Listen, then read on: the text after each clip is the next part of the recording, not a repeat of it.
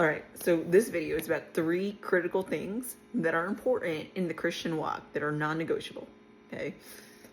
1, prayer. Number 2, the word.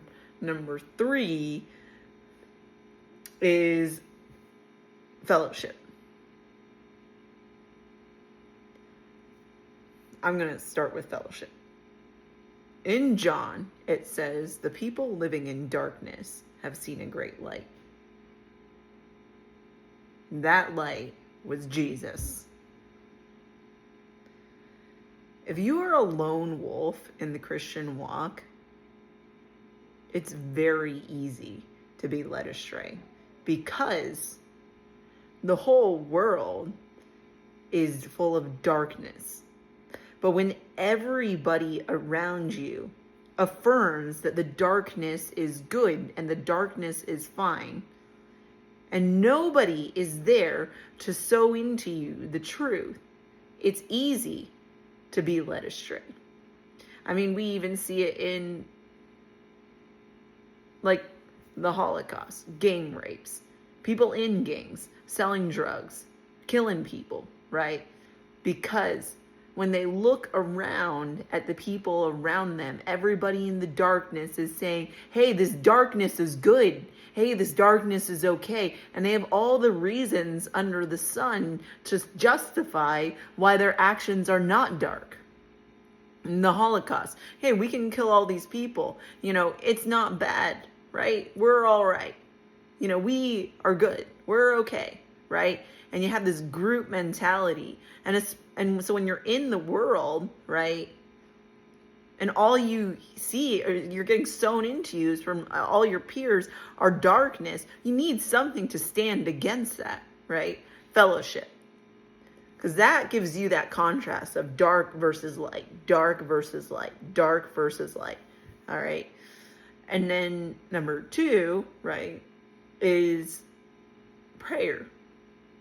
Prayer is so important, right? Jesus, who is God, right, the Son of God, and one with God, often went away to lonely places to pray. Jesus, the guy who, you know, healed all these people and died and overcame death and rose again and basically has power over everything. He ascended into heaven. Like he just levitated and then went all the way up and disappeared. Who was ministered to by angels, who walked on water, who has power over all things in the known world, right? Jesus often went away to lonely places to pray. Jesus prayed for his disciples.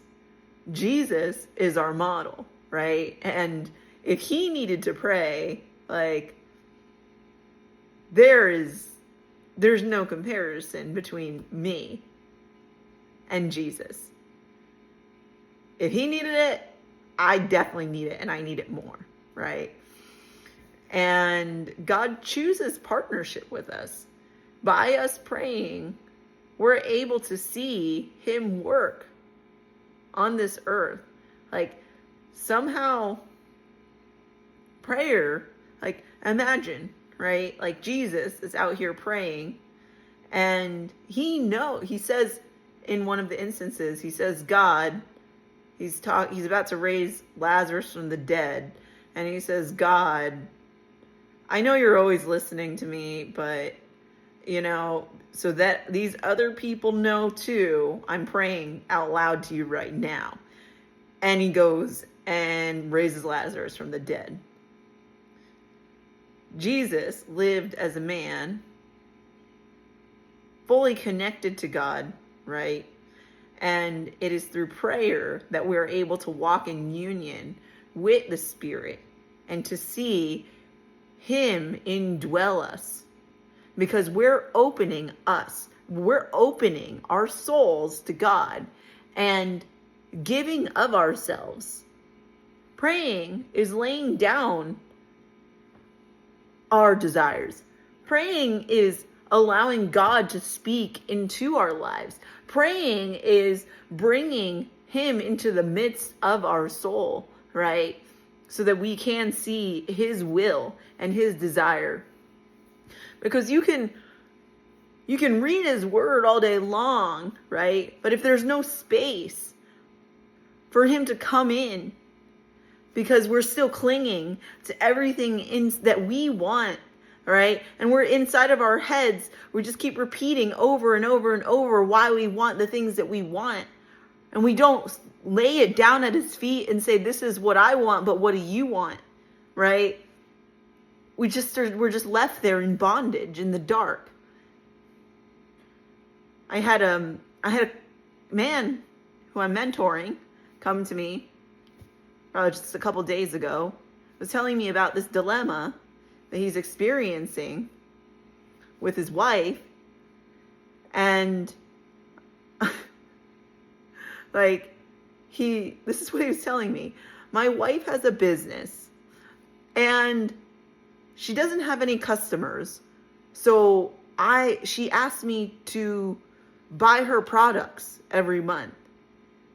And it's some MLM thing. So, she has to meet a certain amount of products every month. So he's her sole customer of all of these products. Thousands of dollars of products every month. And he's upset about it.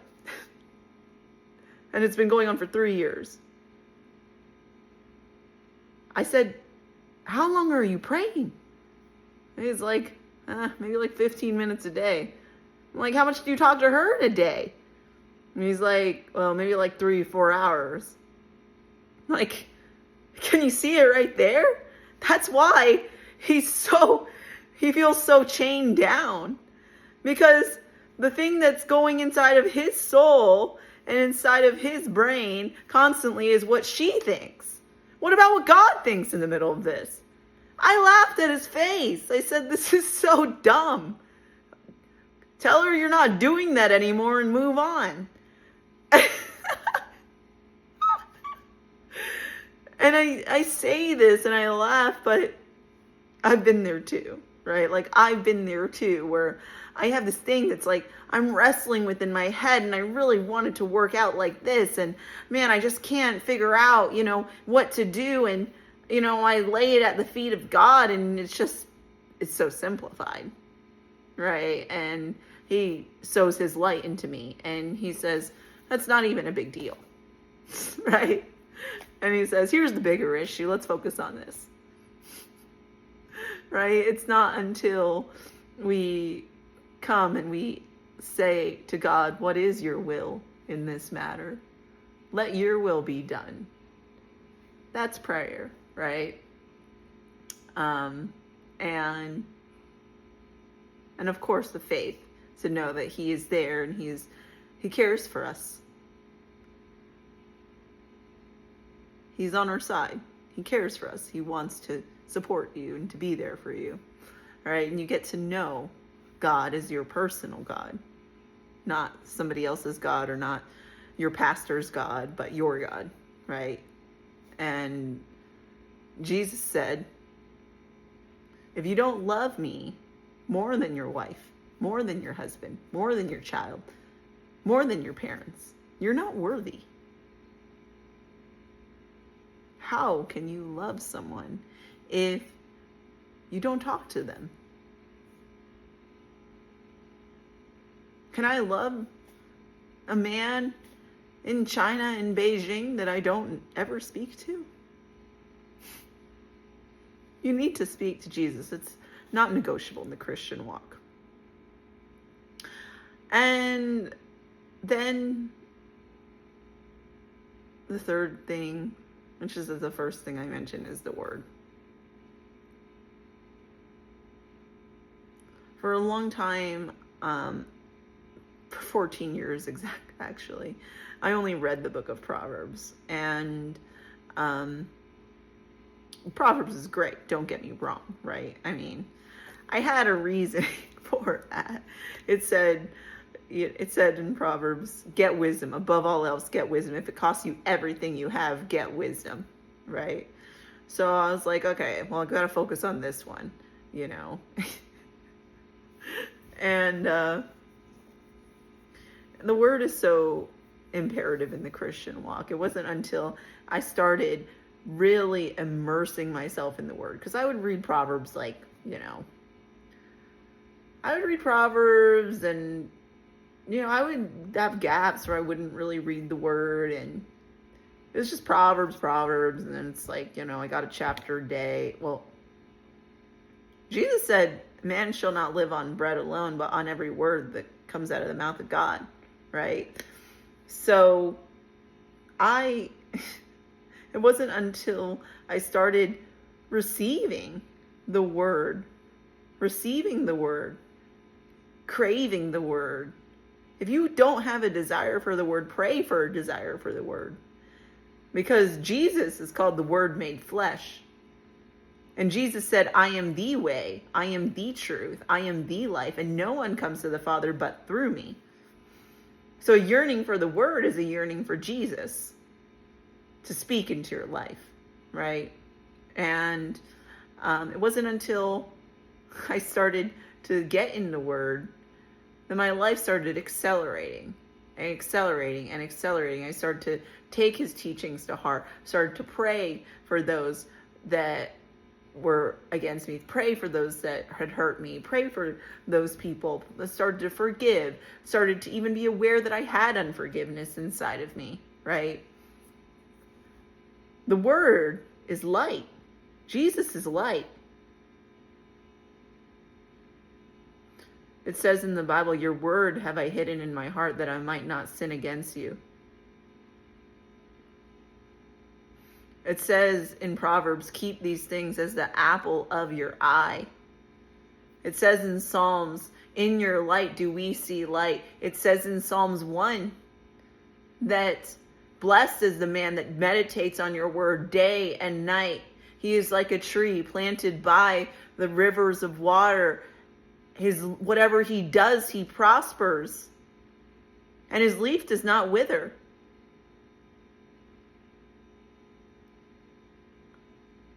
I used to think to myself, that sounds ridiculous. That sounds boring. You're telling me that I need to read the word all the time? What a chore. How terrible. Until you realize that the word is life, that the word is Jesus, and that there's so many good things inside the word. It's my number one regret in my lifetime. I wish that I spent more time in the word. I wish all the effort that I put into everything else, instead I was just spending time in the word. But God had a plan, and God had a purpose, and all things work together for the good of those who love God and are called according to his purposes. And praise God. And walk not after the flesh. And praise God. He is there and he's for me. Fellowship. Prayer. And the word. Non-negotiable in the Christian walk. Iron sharpens iron.